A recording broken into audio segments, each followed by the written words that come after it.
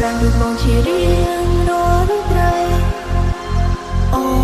គុណរូបបងដែលប្រសពភមង្គលឲ្យអូននាងជាស្វាមី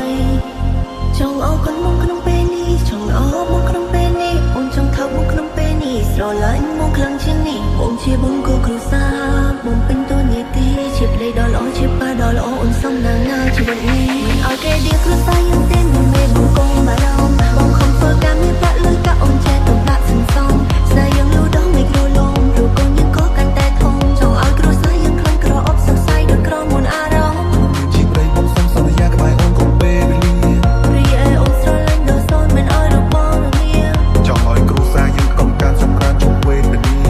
បងនឹងអូនគួរតែសន្យាចាស់ទៅជាមួយនឹងគ្នា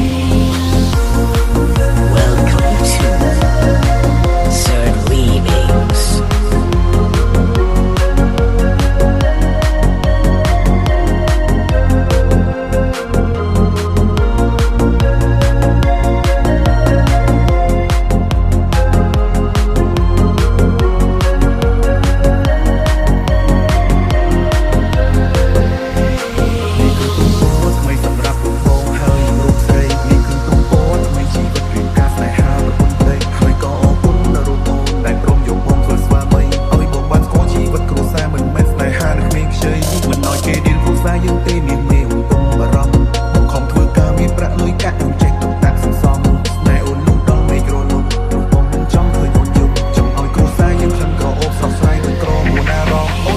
Hãy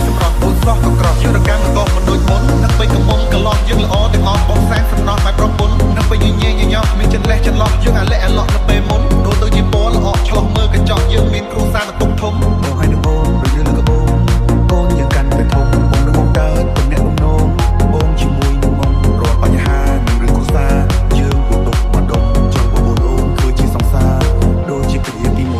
để không bỏ lỡ